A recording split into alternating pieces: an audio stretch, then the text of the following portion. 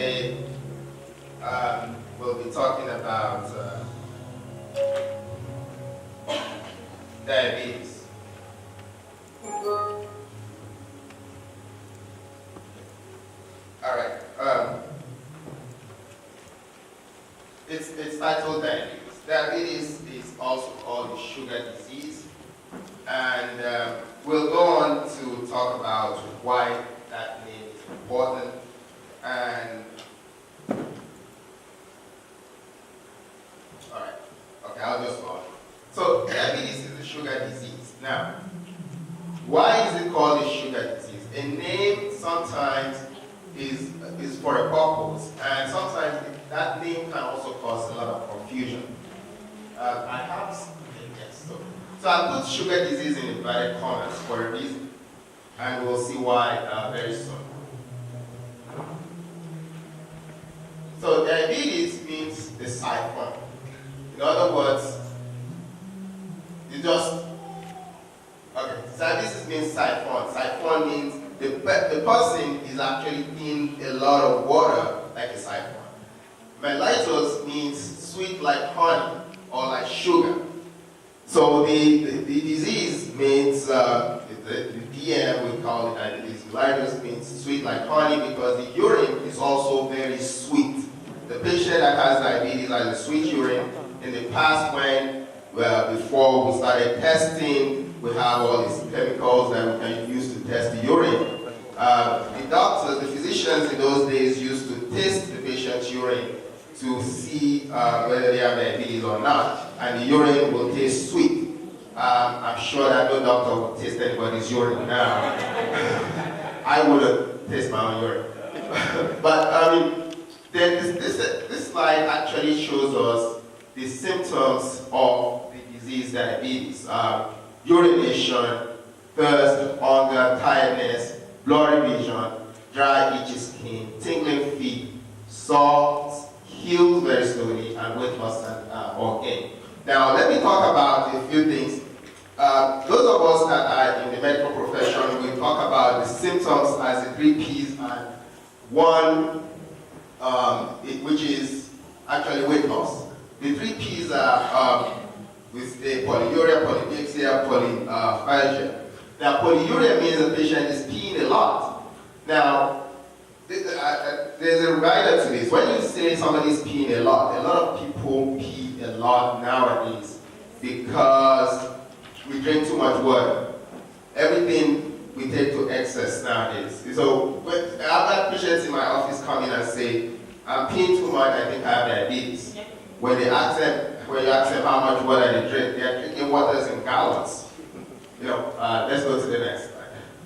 So they're drinking waters in gallons. The most important thing about diabetes, however, is that you also have increased thirst. So the patient is always thirsty, that is why they are drinking. If you are drinking water because they told you that water is great, and now you think that you can drink like 3 gallons a day and you'll be even greater, that is not diabetes. So that is somebody that drinking a lot of water is just the best thing they can do. So you're going to pee a lot, you're going to wake up 5 times in the night to pee. That's not diabetes. Now, the other thing I mentioned about sugar part of the disease is the reason why I mentioned that is for this. Some people think eating lots of sugar causes diabetes. That's a half-baked idea. It's half-baked, it's partly true, but that is not the whole story. Now, when we mention sugar disease, even though the urine is sweet, even though we call it sugar, the problem with that is that the sugar is not, we're not talking about the table sugar that we put in our food or our drinks. The sugar is actually glucose. When you eat any meal, the first thing your body wants to do is supply your body with supply the body cells with fuel, and that is glucose. But the body turns everything into glucose. And glucose, anybody that has ever tasted glucose is sweet. Now, I've had patients when you diagnose them with diabetes, the first thing they say to you is that I have never eaten sugar in my life. I don't eat sugar, I don't put sugar in my drink, I don't do anything with sugar. How can you tell me I have a sugar disease? Well, you can have a sugar disease because the sugar we're talking about is glucose, and glucose is in every body. You need glucose to be able to sit down and do anything. So that's somebody testing a sugar, we call it glucose, because that is the real thing. It's not sugar table sugar. There are people that have never tasted sugar in their life and they have diabetes, and there are people that eat sugar every day and they will never develop diabetes. So this is very important for us to know. Now, the next thing will be what actually happens, what causes diabetes. Now, before I go into that, let me just say this point about diabetes. There are actually, we have 3 types of diabetes. We have the type 1, which is actually a disease that is not very common. About 5% of patients with diabetes will have type 1 diabetes.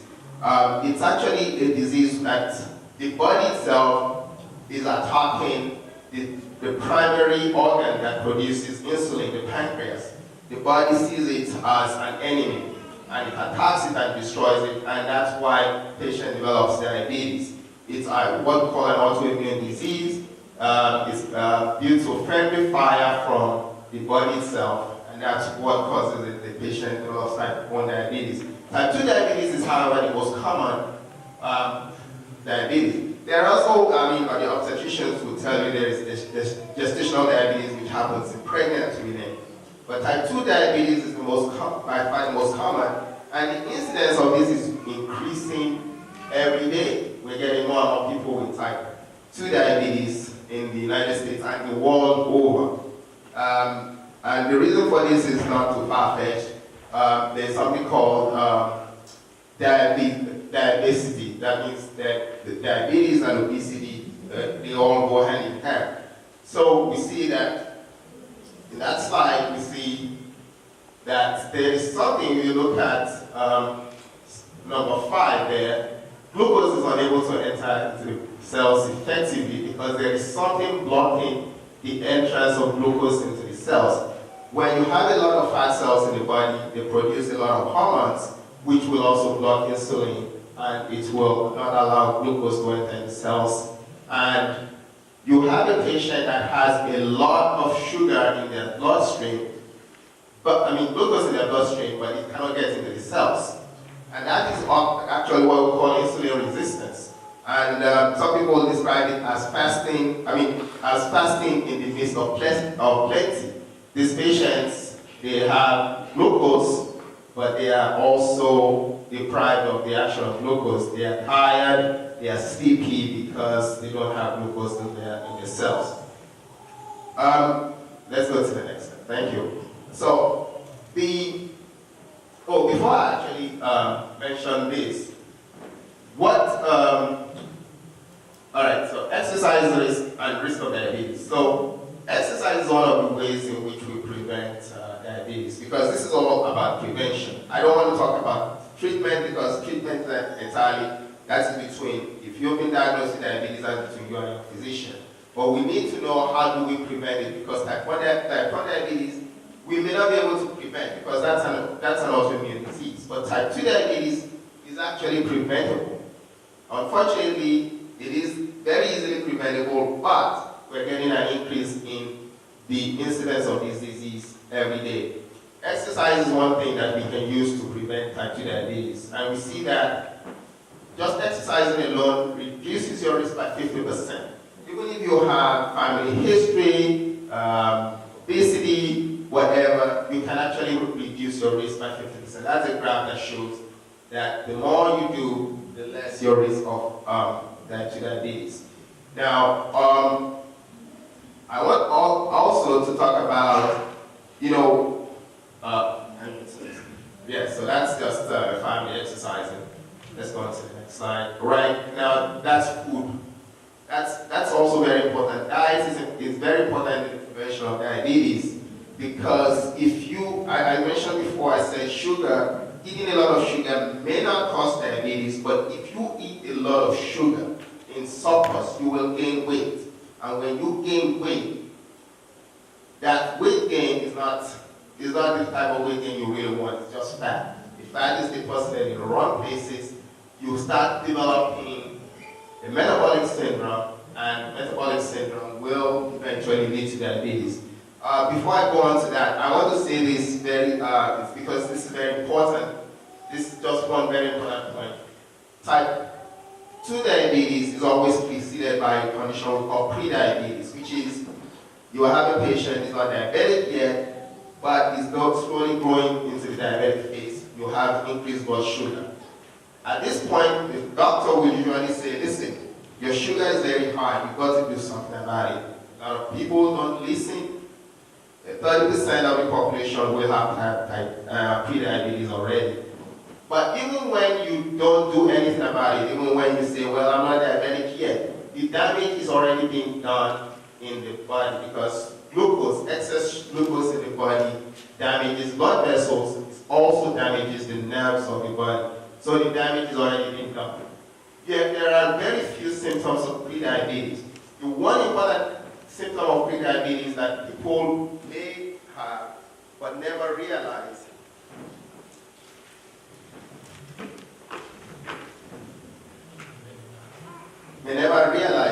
is this hunger.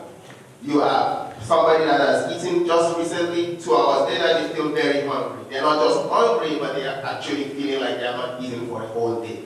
That is very important because that tells you that the body is producing too much insulin. That's a sign of pre-diabetes.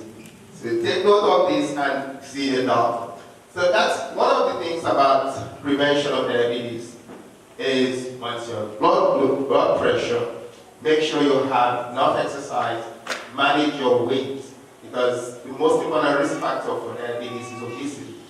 I don't think any one of us here smokes, and then eating a healthy diet, less fat, more fiber, more grain, vegetables, fruits, and I'll say, I'll dispense with the lean meat part of it. But that is one of the ways in which we can prevent this disease. Thank you very much for listening.